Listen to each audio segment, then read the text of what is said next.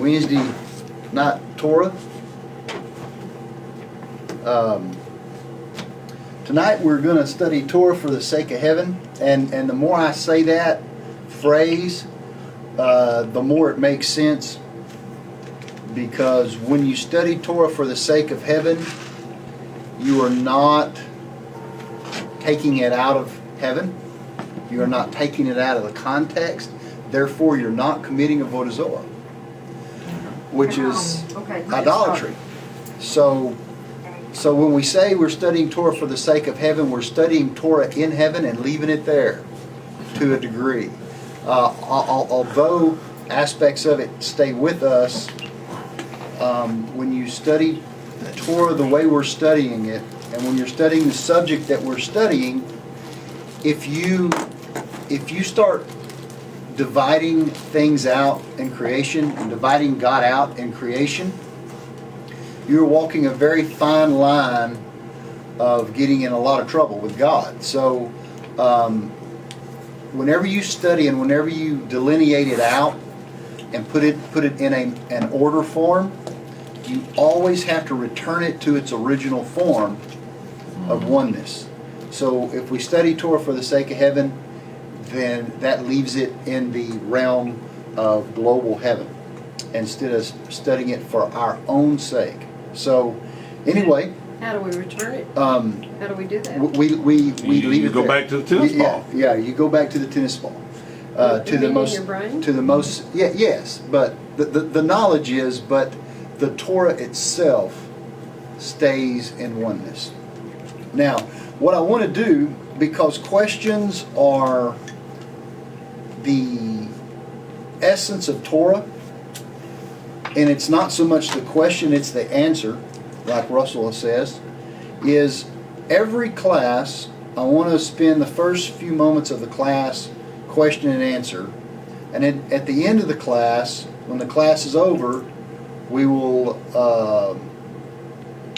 go home and you can formulate your questions, and we'll go over them at the next class.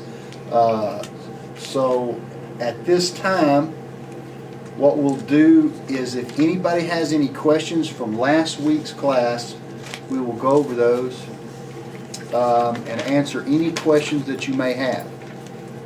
I have been working on, since we're going through creation from the beginning at the Ein Sof, I've been working on I was at a point where I want to make sure everything that happens in a particular order, if we're going to call it an order, is represented. And we left out the entire Kol HaTorah, the entire workings of the Torah. But as I was going back through studying it, I saw something that jogged my memory and was able to insert it that is really going to open up the rest of the Torah for us. And so when we get to that point today, I am going to point that out. Although I wrote everything on the board from the last two classes that we covered, because I'm a visual learner, and although you people on the phone can't visually see what's going on here, we're hoping to change that, and maybe Russell can burn this to a DVD and get it to you so you can see the board. I think maybe Chad and John, I did take a picture on my phone and tried to get it sent to you guys so that y'all would have some form of idea of where we're going today, and we may go over a little today with the time, but that's okay. Questions? Anybody? No? It's too long ago. Okay. Well, we have to just write them down. Yeah. That's what I have to do at work. I have to write your questions down as we go, and then next class we'll visit them and make sure everybody is clear. Okay. I have one question. This is Chad. I have one question. Come on, Chad. Hi. After you said last week that the last letter olive, and then you said the fundamental something, and then just that's big. I didn't hear what the fundamental what that's big. Okay. in correlation with the study today, every alphabet, every letter has a corresponding big aleph and a corresponding little aleph in Torah. There's a corresponding big vav and a corresponding little vav. We will cover the little. We are going to cover the little vav when we discuss Leviathan, which is the soul of Moses. Very important. We also know the big aleph, Keter. Metatron is the big aleph. And who's the little aleph? And Vayikra. That's where you find the little aleph. Moses. So what you're going to see is quite a few big littles. There's a big little for every alphabet. And let me see if I can find this. I will show you I will give you a quick example of where we find a couple little things, if I can go to it here.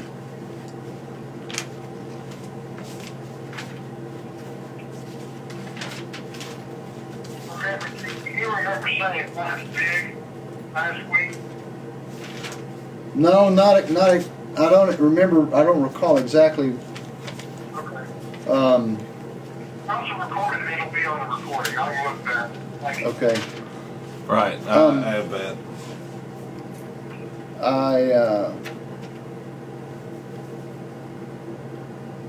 There's a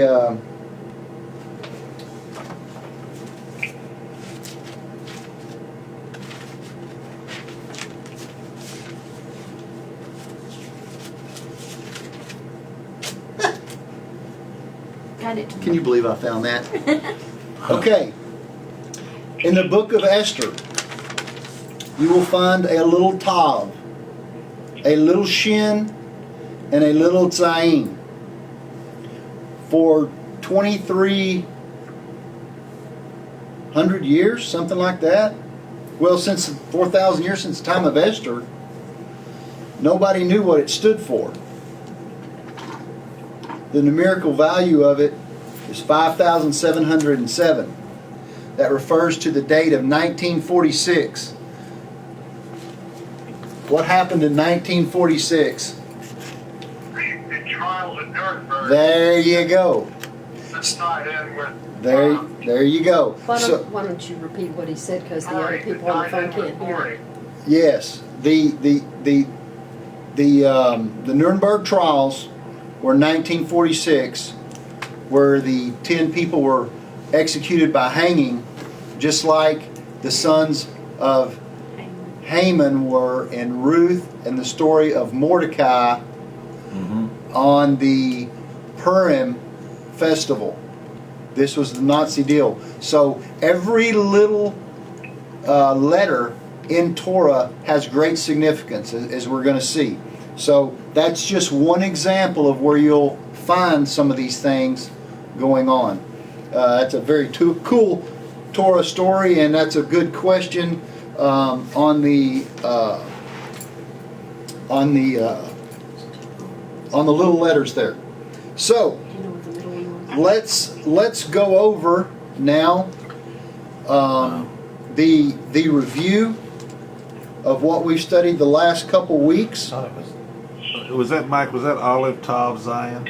Or Tav, Zion, and what? The little Tav. Shin. Okay. On the board here, I know you guys can't see, but we're working on that. If you kind of tell them where that, those who have a picture can make it. Yeah, on the board here, what we're doing is going through what's called the Seder HaHishtal Shalut. Seder HaHishtal Shalut. What that is the order of spiritual creation. That's what we're trying to map out from the beginning to where we are today. And it's going to take us all summer. All right. Some of the words that we have was or pashut. Y'all remember that? This is the simple, undifferentiated light. We have Yud He Vav He. This is the name formula of God. Its gematria is 26. We have the word Yesh, which means that which is. This is the containing of all physical and spiritual energy or matter. Alright? So, let's, we'll go through a few more here. Halal. This is the empty space. And he created a halal. You have to put somebody who needs to go on mute. Hey, one of you guys, I think it's Chad, you're gonna have to put your side on mute. This call ended. Batsina de Karnuta. This is the hard spark. This is the secret of Guvarot. Guvarot is 5. Always 5.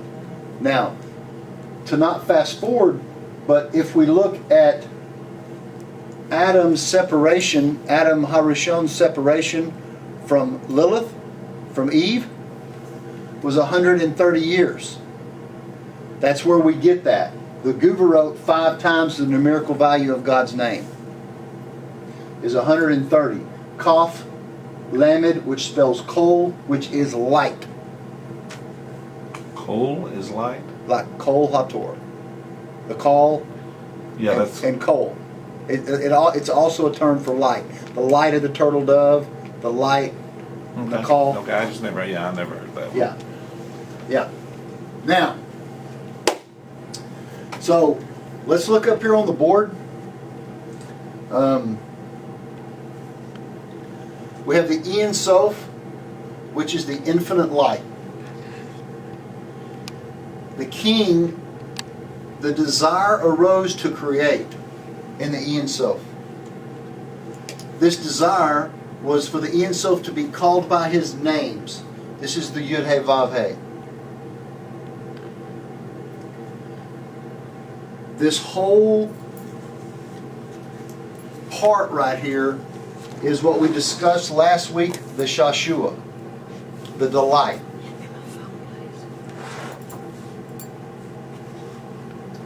This contains or pashut, simple undifferentiated light, the teheru ela'ah, the supernal light, and the botzina, this is the hard spark. They're one and the same. These are different terms for breaking down the entity of itself.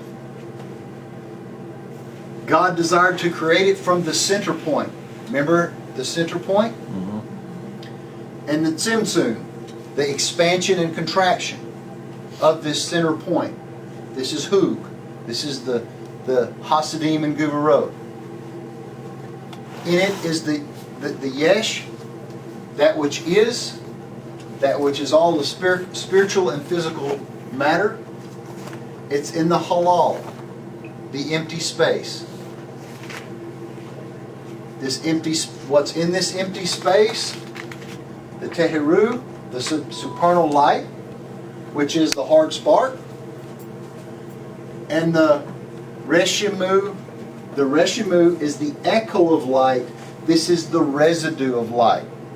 So when God formed this halal, this empty space, and entered it with supernal light, this hard spark, when He left it, it left light there, which is Reshimu, which is this echo of light, this thing that is just like Him that is there as well.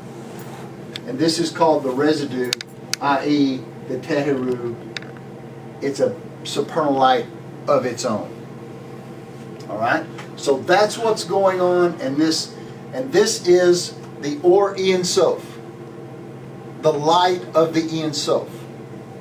Now, Ein Sof has a gematria of 207. Or has a gematria of 207. He and his name are one. They're same. All right? But we're just this hard spark is what did, you've read in books, he engraved. It's the engraving. He's engraving the letters. He's engraving physicality. So that's what this Botsina is. This entire thought that arose is Torah. Torah is Yud He Vav He. It is the name formula. It is the essence of the whole structure. Torah is feminine. Torah is feminine because it has a He on the end of it. It's feminine to him. It's masculine to us. It depends on where you're looking from. Now, the written Torah is male, and the oral Torah, which we're doing today, is female. Because what is he doing here? He is creating two surfaces, one side with two surfaces. He's creating masculine and feminine. He's creating darkness, which is the opposite of light, but he is still in it. Because darkness, as we'll find out, contains all colors. Alright? Now, this hard spark here, this Or Ein Sof, this first Simtzun, the Or Pashut, the Yesh, the Teheru, the residue, what is it? The Yud is the twin messiahs. There's going to be 4 parts because we have 4 parts. Yud, He, Vav, He. The Yud is the twin messiahs. Its gematria, the gematria is of Messiah ben Yosef is 358.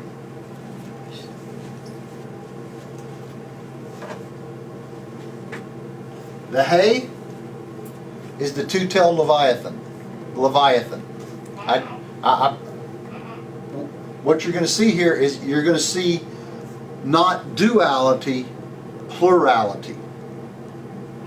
Don't look at it as duality because it's all one thing. Look at it as plurality. Look at it as polarity. Right. Positives and negatives. A battery must run off of positive and negative. So the Yud is the twin messiahs, Messiah ben Joseph, Messiah ben David. The two-tailed Leviathan, which we're going to study probably next week at length. The Vav is Metatron, which we studied last week.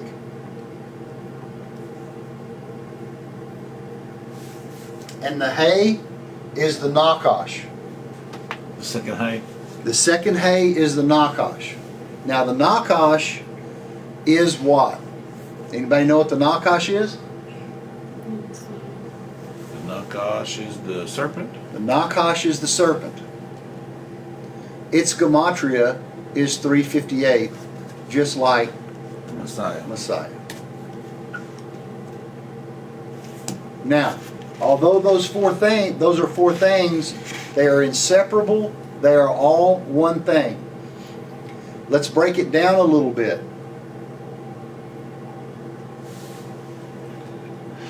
Who in Torah, David's father Jesse is called the great Nakash, the great serpent. In Torah, Pharaoh is called the great serpent, the great Nakash. Moses was the great Nakash. So what we're seeing in Torah is iterations of the very beginning of everything playing out in the story. Pharaoh laid his serpent down. Moses laid his serpent down. Whenever you hear the term serpent, don't let it scare you to thinking that the serpent is always evil. There's always polarity. We'll delve into the serpent in the garden. Your spine which is the secret of the Vav, of Metatron. Your spine is in the shape of a snake. It's curved. It's a serpent. It's got a triangular bone on the bottom called a sacrum. It looks like the head of a snake if you look at it from behind. So you're going to see iterations of this very creation in us, created in the image and likeness of God. So we have one surface with two sides, or two faces. They have two faces. Faces, the word face in Hebrew is panim. Panim means faces. Moses was called Sar Ha-Panim, the minister of the faces. It was Moses. Mm-hmm. So, now on to the next piece. Notice, each one of these, I have outlined of this whole thing a point. All the light, this blue line around it, indicates all the light is touching. It's all overlapping. There is no this and that. It is all a unified thing. If you see the word Torah, you can automatically say twin messiahs, two-tailed leviathan, Metatron, and Malkash, because that's what Yud He Vav He is.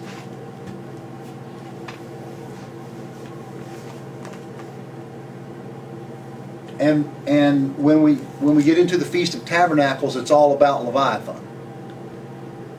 So we got to study that. Now, if we look at the next word, Olam HaMalbush, this is the essential names of the 10 Sphirot. This is the garment of light. This is the world of cloaking. This is how God disguises or cloaks Himself in creation. Ralah Shah Arim. This is the 231 gates of the alphabet. This is their forwards and backwards. They have two faces. So as we see between the name, between God's name and Adam Kadmon, the first Adam, we have the 231 gates, the Malbush, which is the echoes of light, the garment of light which He clothed Himself in. The Holy One clothed Himself in. This is the cloaking mystery of the residue of the light. How God hid Himself from Himself to reveal Himself to Himself. This is the primordial universe of the Aleph Bet. Now, at this juncture, the Aleph Bet has no form, it's all potential.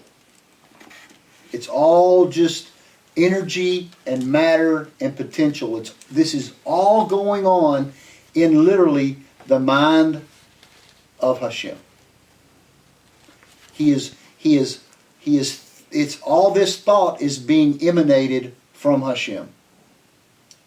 So, this emanation is called Adam Kadmon. Adam Kadmon is primordial Adam, primordial man. It's identified as Ak. When we speak it, we'll call his name Ak. This is the light emanations. And as we go on and study more, these light emanations, Ak is going to emanate light itself. This is the level of what we will go into is Arik Anpim, Atik Yomim, and Atika Kadesha. Eli Echiyah. We are developing the Sphira of Keter, is what we're doing. All of this is contained in that, yet Ak is above it. because we haven't made it yet. Now, we have the term here, the next one on the board, Ta. It's an acronym for Ta'amin, which is the sound of the letters, Nekudot, which are the vowels, Tagim, which are the crowns, Otiyot, which is the letters. And so whenever you see this Tanta, it's all of those things. The sounds, the vowels, the crowns that are on them, and the letters themselves. This is Yud, Hey, Vav, Hey. Once again.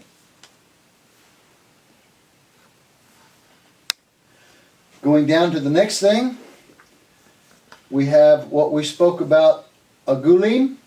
A lot of times you'll see it spelled with an E, Egulim, Egulim. These are the spheres.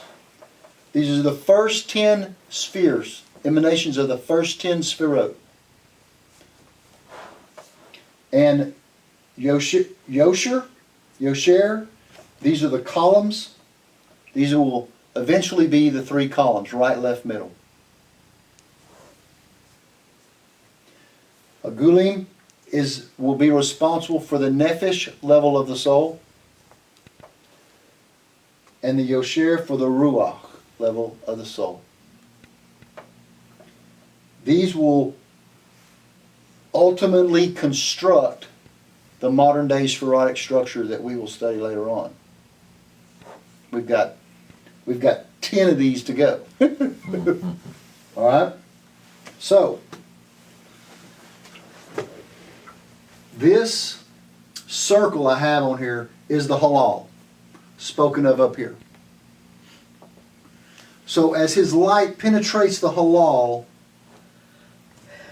all of this is the nefesh, is the first of the nefesh.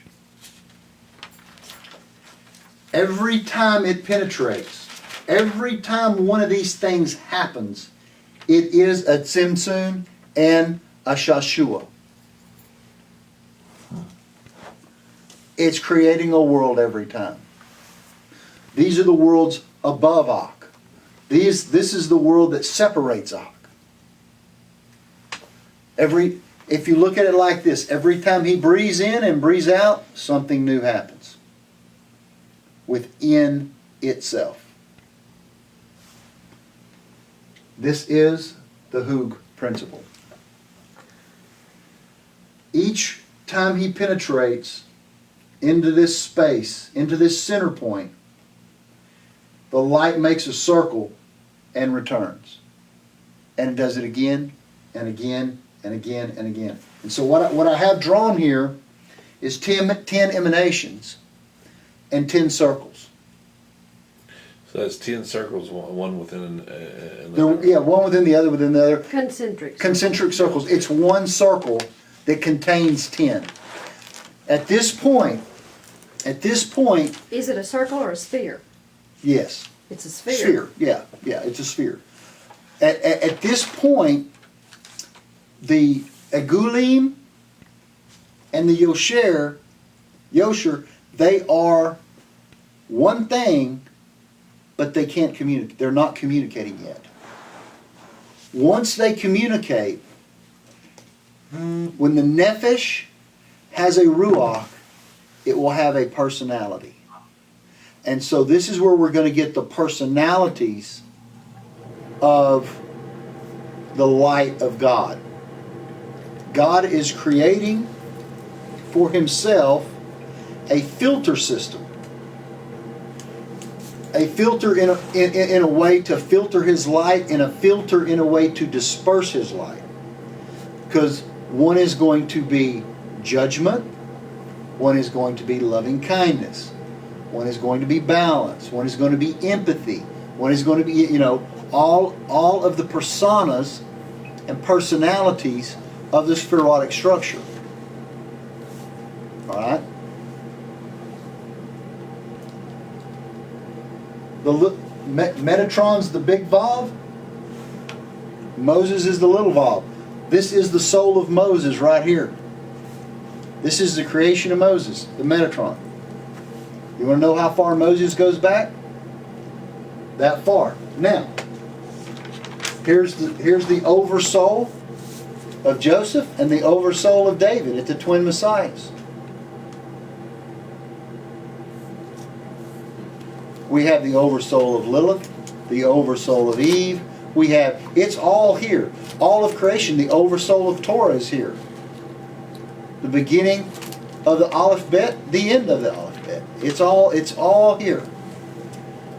In these 10 spherotic structures, in these 10 structures, who else do we have? We have Abraham, Isaac, Jacob, David. Aaron, David, Moses.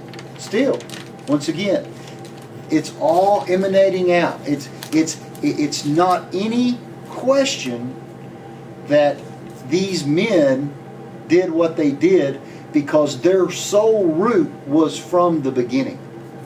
And everything in them, everything that contained from the beginning emanated out in them here.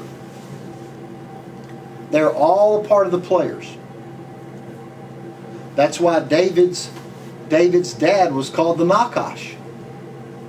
We can see that from our chart, because the Torah is one thing. We have the Nakash right here, and we have David right here. That's one thing. Yud-Heh-Vav-Heh, right? He and his name are one. Okay? So let's talk about Solomon for a moment. What is Solomon? What was Solomon doing? He built the temple. He built the temple on the center point. All right? Solomon is Yesod of Moses. Yesod.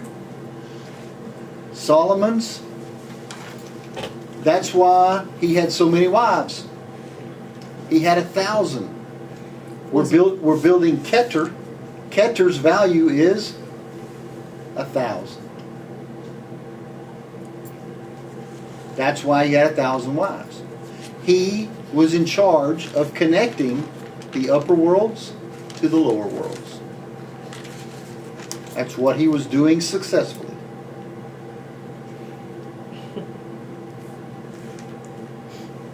And we won't get into Samson right now. But each one of these figures in Torah, each one of these persons in Torah, is doing a work of his soul root that was done from the beginning, that is a part of Yud-Heh-Vav-Heh. They all knew exactly what they were doing. They were interfacing with the faces of the Torah. Okay? So, Excuse me. Solomon was connecting what with what? the upper worlds to the lower worlds, and vice versa. And he had 1,000 wives to match what? 1,000 Keter. to match Keter. Yeah. Now, these are the 10 orbital spherot, the nephesh, the first level of the soul that was emanated was the nephesh, containing Agulim and Yosher. This is the same point, not to be confused with two different things. This allows the spherot to eventually have a personality and interact. All of this is still at the potential stage. This is the Tanta. Still at the potential stage. All the potential is there. Now, when you write Tantia, the last A is larger than the first A? Yes. And I don't know why they call it an A, because it's actually an O. Oh, that's true. Maybe that's why it's... But, you know, they all, in the Kabbalah, they always make acronyms for everything. This circle that I've drawn here is the spiritual DNA in the filters.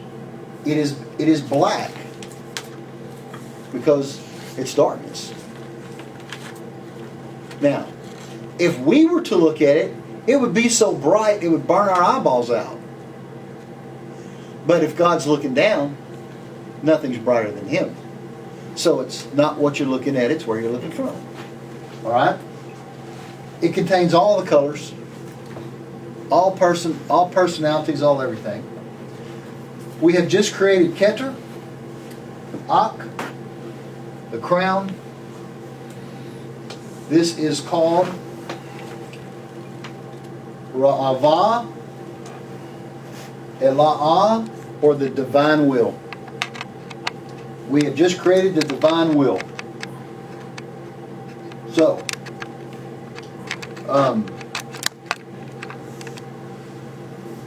that is our board for today.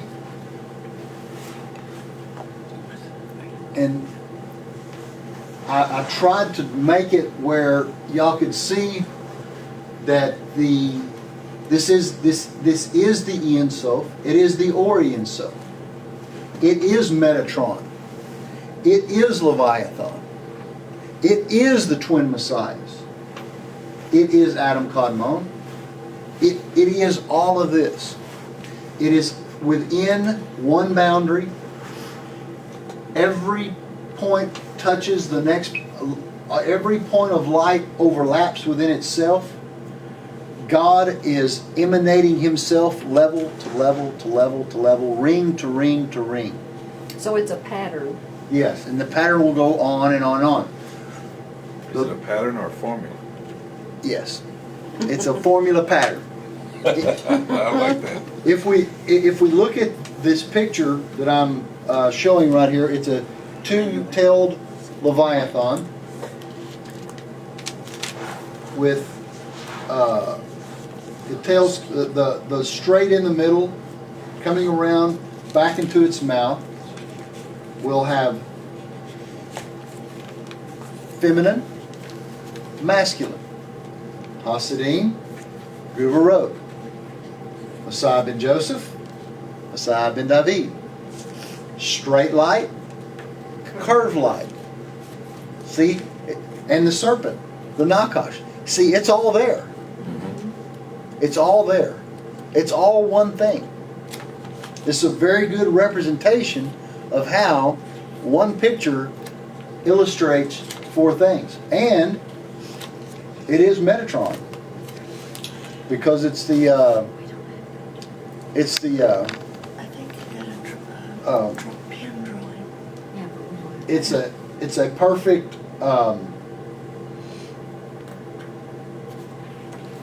torus. It's Perfect torus. Now, if Metatron has masculine and feminine, what's the feminine? The feminine of Metatron Yeah. is Sandalphon. Excellent, Russell. It's what? Sandal. Sandalphon. Who is? Who is? No. Elijah. Elijah the prophet. The forerunner to Mashiach ben David. Ben David?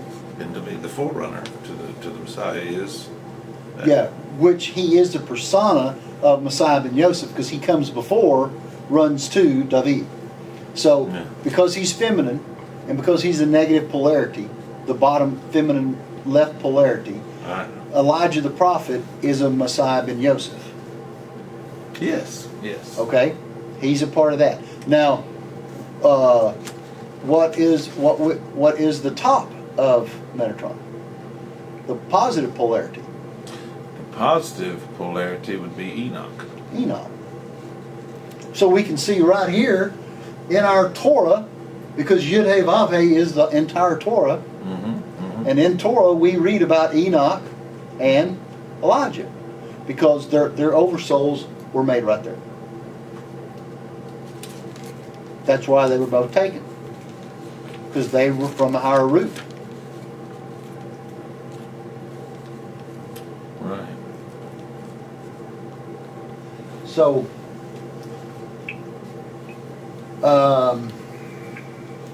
Nakash.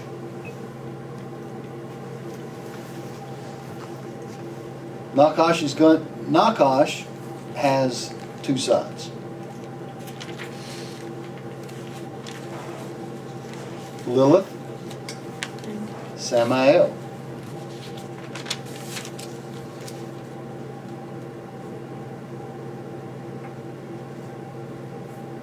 Masculine, feminine. Of the negative polarity. Masculine and feminine of the negative polarity. So each polarity has basically two polarities. Each Guvarot, yeah, you have Hasidim on the right side. I'm switching it around for y'all because this is right Yeah. to y'all. Okay. Hasidim, Guvarot. On the Hasidim side, you always have the majority of it is male, a small portion of it is female. On the Guvarot side, the larger portion of it is female, a smaller portion of it is male. You have to have both polarities for it to exist. Isn't that in physicality? Isn't that the same thing? Don't you have a feminine aspect? I mean, Every male- don't you have some Yes. estrogen production? That's some, correct. That's correct. Okay. That is correct. So, what time do we have? We have 6:50. You have 20. You have actually 19 more minutes. Okay, let's get in. Let's get in a little bit Yes, Jason. to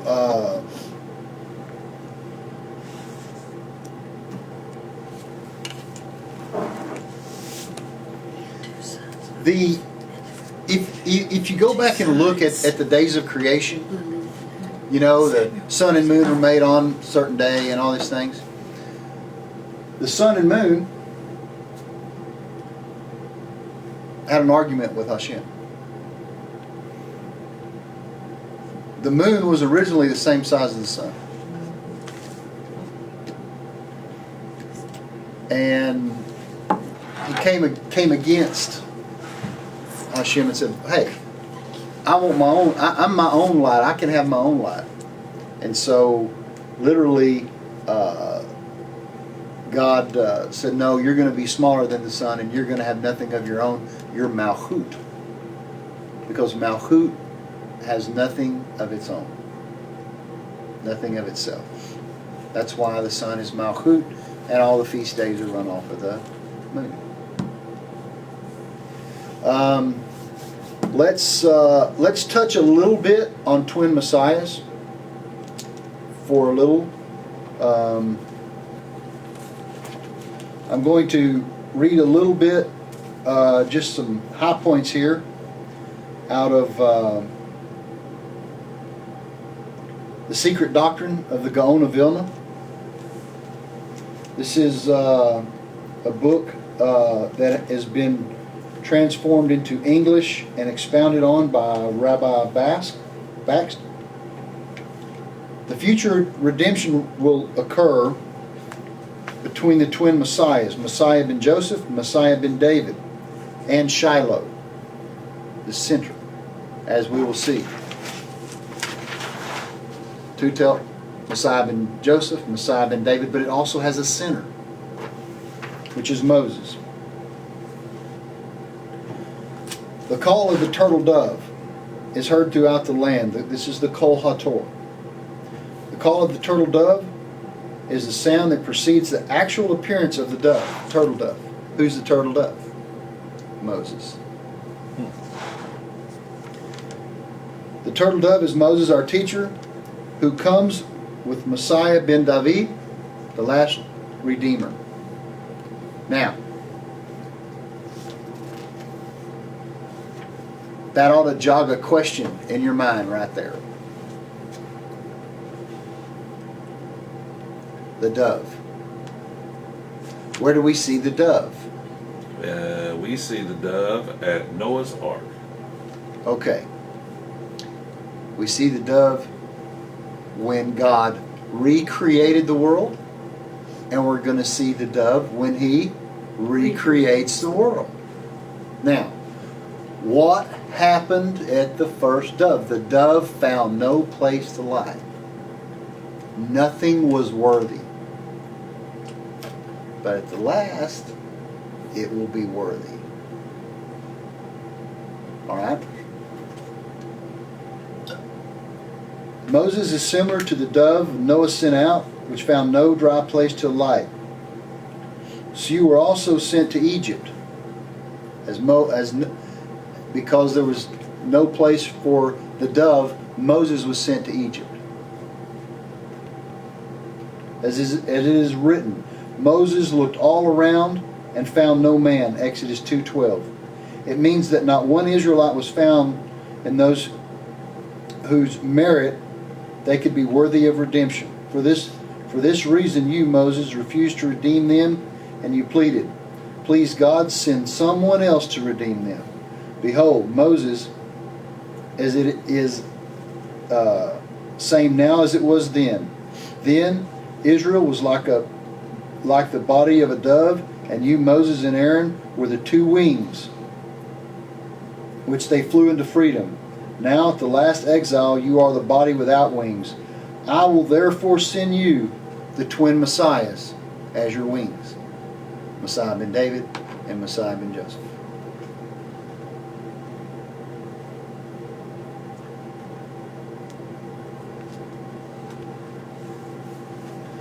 Moses is the great 1,000 who fell and became the small Aleph, the number one. And he will rise again in the formula through Yesod 999 to flip to the 1,000. That's why we see in Vayikra the little Aleph in the story about Moses. The little 1,000. Yeah. This is why when you are teaching this type of stuff, only 1 in 1,000 get it. Because it is the formula from the beginning. So if you understand what's going on, if it is witnessing in your mind, I mean, if it is connecting with you on some level, you are 1 in 1,000. You are the little Aleph trying to ascend to the big Aleph and make the connection. Because the Torah is the oversoul of Moses. Because here's the oversoul of Moses right here at Metatron. And guess what? Here's the oversoul of Moses right here. He's the straight light between the two curved lights of the twin Messiah. Moses conquered the great serpent, Pharaoh.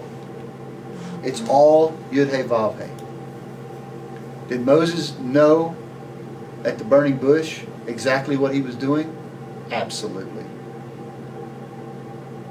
Absolutely.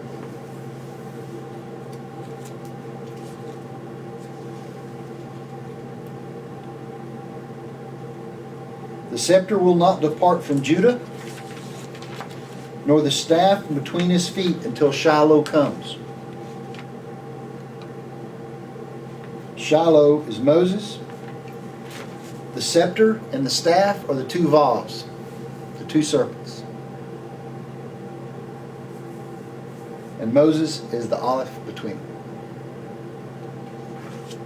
them. Is that a spelling of a word? That, I mean, what were you?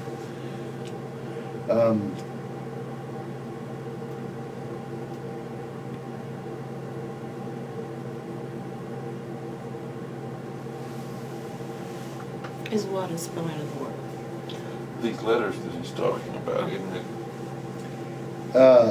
Yeah, it's the Vav, because Vav is spelled V-A-V.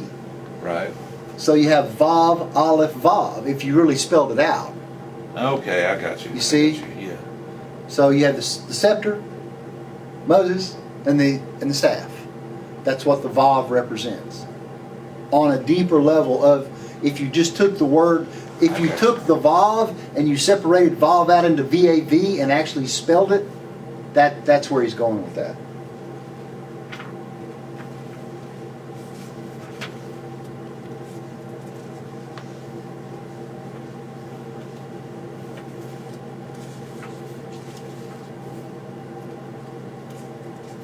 King Solomon, as we discussed earlier, is literally the Yesod of Moses, connecting this world to the next.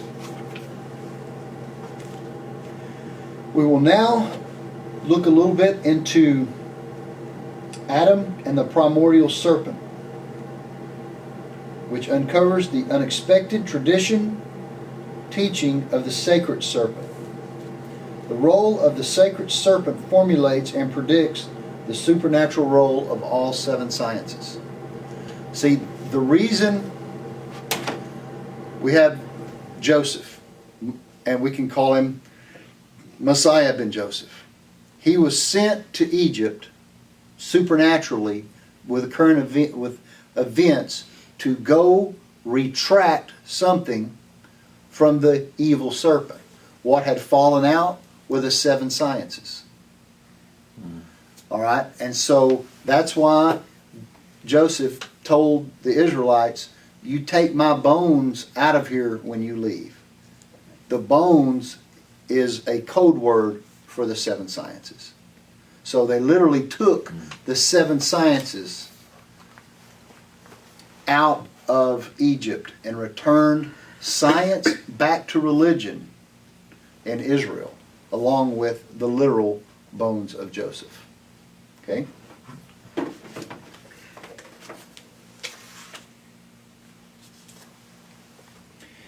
It's no coincidence that the word Nakash, or serpent, and the word Mashiach, Messiah, have the identical numerical value of 358.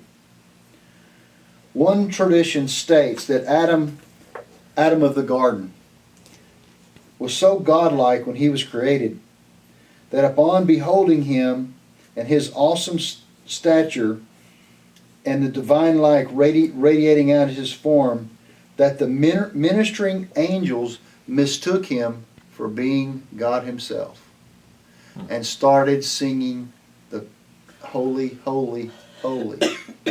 And the Shekhinah and Hashem had to literally stop them.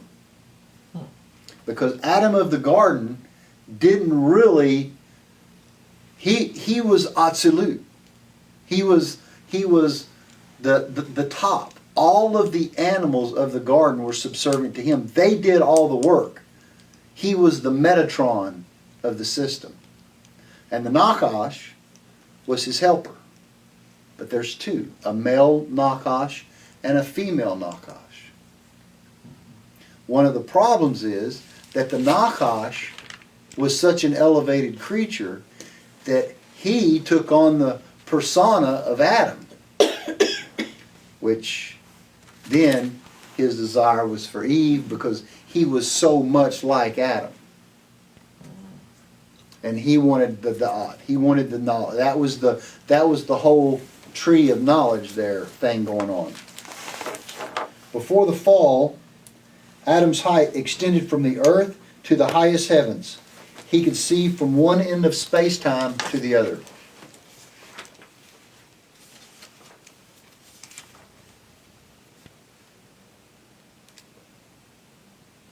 Adam's service was intended to mirror that of the Sphirot of Atzilut.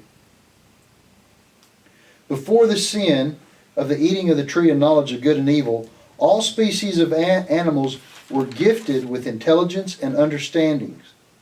They also possessed many natural capabilities that Adam did not possess. These capabilities would therefore enable Adam to perform all necessary and relevant activities involving the rectification and the tikkun of all creation. Adam's fall, before Adam's fall, all animals were on the level of human beings today. So where did that put Adam? You know, the angels mistook him as God. So did the animals fall? Yes, because Adam fell, everything beneath him fell. This is the be fruitful and multiply and replenish the earth and subdue it. He could utilize all the fish in the sea, the birds in the sky, and every living thing that crawled upon the earth. He was given permission to use every mineral, vegetable, and animal kingdom throughout the entire world. You said he could use these because he didn't have these abilities himself? If he thought it, they did it. He didn't have to do it. He was as God to them, so to speak.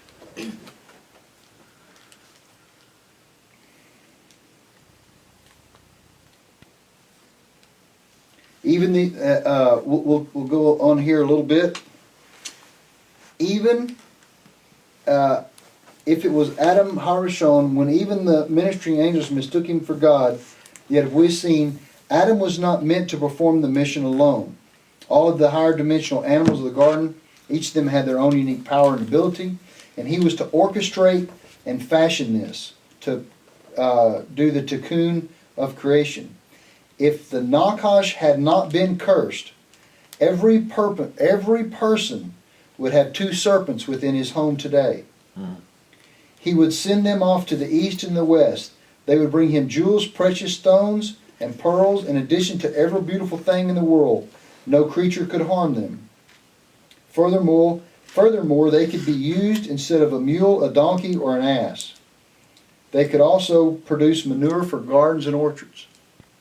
They were literally, as we are today, they would be to us.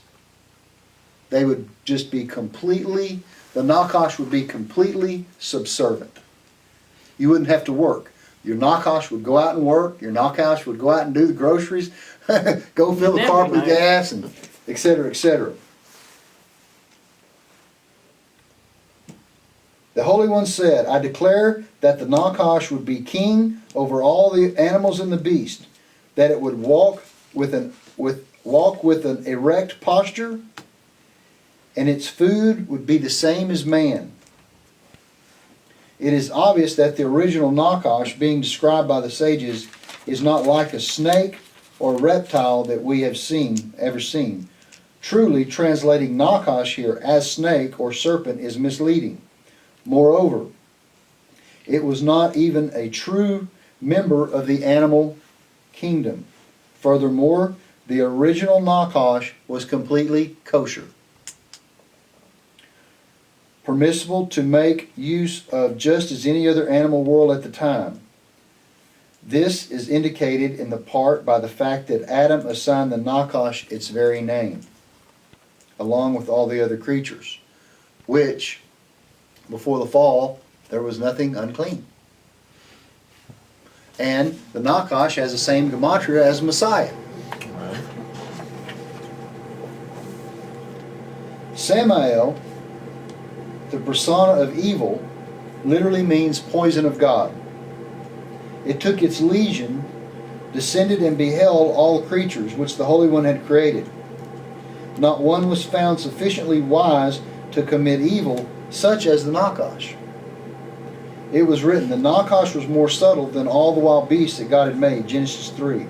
Its appearance was that like a camel, and Samael therefore arose and rode upon it.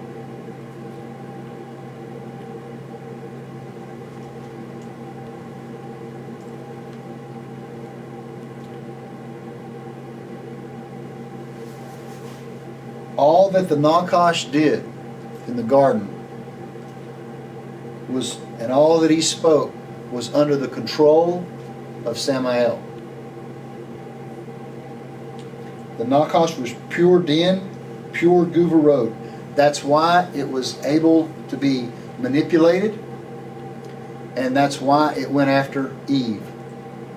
And as we have seen in our discussions of Hug in the past, whenever you have Hasidim and Guvarot, you have balance. Whenever you have Guvarot and Guvarot, you have an implosion. And that's the fall at the garden.